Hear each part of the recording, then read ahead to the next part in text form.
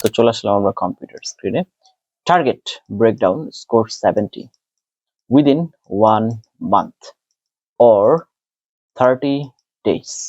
এটার একটা মিশন নিয়ে আজকে আমরা নামবো এবং আমাদেরকে হচ্ছে 70 হিট করতেই হবে। টু হিট 70 আমাদের তিনটা জিনিস দেখেন। প্রথমত হচ্ছে speaking plus writing, core scoring most important, সবচেয়ে বেশি জরুরি। মূল স্কোরিংটা কিন্তু এখানে। রিডিং এর ক্ষেত্রে অ্যাকুরেসি প্লাস স্পিড খেয়াল দিতে হবে।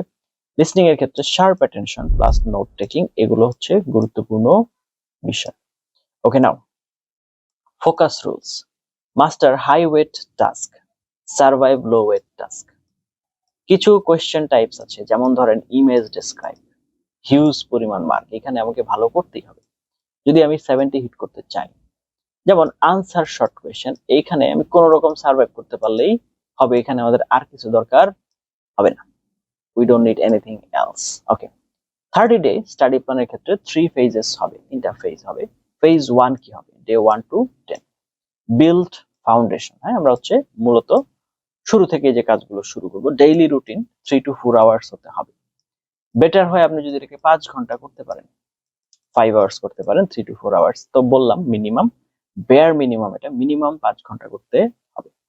Number 1 speaking 60 minutes, minimum 60 minutes সময় আপনাকে দিতে হবে। ফোকাস টাস্ক হচ্ছে রিড অ্যালাউড এবং রিপিট সেন্টেন্স, এই দুটাতে মনোযোগ দিতে হবে খুবই বেশি। তাহলে স্ট্র্যাটেজি কি? Now what's the strategy?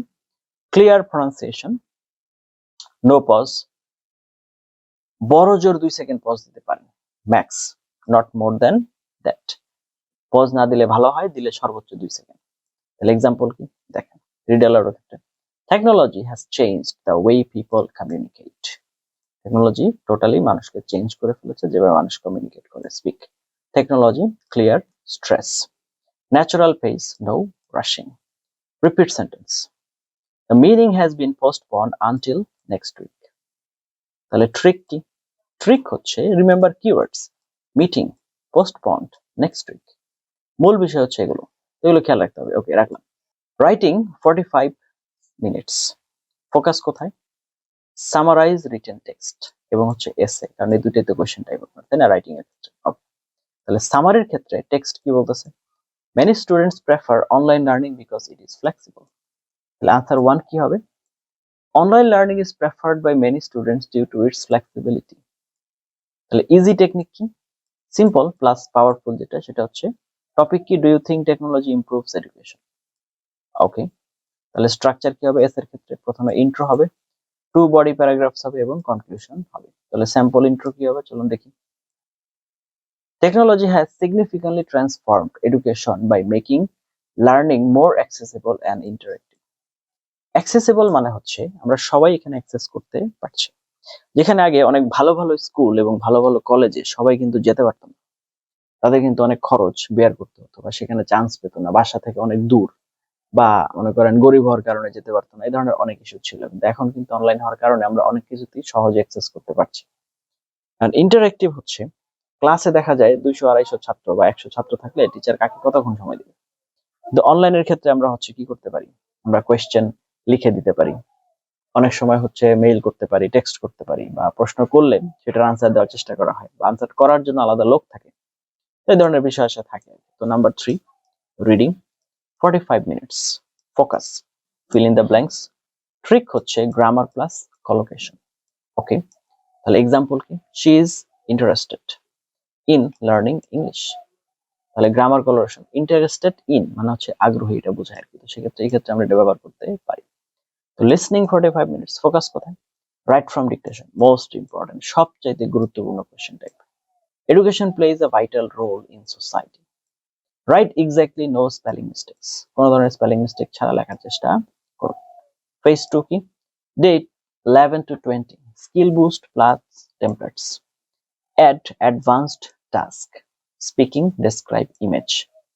Template হচ্ছে the image illustrates dot dot overall it is clear that, এই আপনারা হচ্ছে ব্যবহার করতে পারেন। এখন example, bar chart about sales. The image illustrates a bar chart showing sales growth. Overall, there is a steady increase. তো এইভাবে আমরা স্টার্ট করতে পারি। জাস্ট একটা এক্সাম্পল বোঝালাম। Writing easy perfection. Use connectors, আপনার যে কানেক্টরস গুলো আছে এগুলো ব্যবহার করুন, যেমন হাউএভার, মোরওভার, দেয়ারফর। রিডিং এর ক্ষেত্রে, রিঅর্ডার প্যারাগ্রাফস এর ক্ষেত্রে কি ব্যবহার করবেন দেখেন। Find topic, sentence first, look for connectors, however, then, তারপর সেই অনুযায়ী সামনের দিকে আগান। লিসনিং এর ক্ষেত্রে হাইলাইট ইনকারেক্ট ওয়ার্ডস এর ক্ষেত্রে compare word you hear versus see, মানে যা দেখছেন এবং যা শুনছেন সেটা কম্পেয়ার করেন। ফেজ 3 শুরু হচ্ছে এখান থেকে, advanced part, day 21 to 30, mock plus exam mode.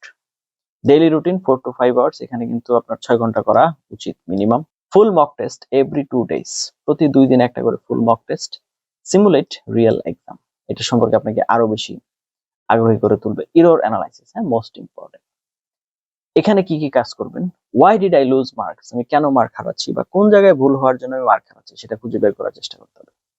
Pronunciation আমার কি ঠিক হচ্ছে কিনা, স্পেলিং ঠিক হচ্ছে কিনা এবং গ্রামার ঠিক হচ্ছে কিনা। ওকে, হাই স্কোরিং টেমপ্লেটস, তবে মনে করেন যে হাই স্কোরিং টেমপ্লেটস কি ব্যবহার করবো, যে ব্যবহার করবো যে the given image illustrates, it is evident that আর ওভারঅল দ্য ট্রেন্ড শোস, এগুলো আমরা ব্যবহার করতে পারি। ওকে, ইজি টেমপ্লেট কি, intro, in today's modern world, body 1 first, it is important because, তারপরে হচ্ছে বডি 2 কি বলছে, secondly another key point is conclusion, in conclusion it can be said that, এরপর হচ্ছে scoring secrets, very important, repeat sentence equal game changer, practice daily 30 to 40 sentences, write from dictation, score booster, even one spelling mistake marks lost। তারপর হচ্ছে number 3, fluency, মনোযোগ দিতে হবে কার চাইতে বেশি, পারফেকশনের চাইতে বেশি। ডোন্ট স্টপ while speaking, কোনোভাবেই বলার সময় থামা যাবে না। Templates save time, use structure, don't think too much, এত বেশি চিন্তা করার সুযোগ নাই।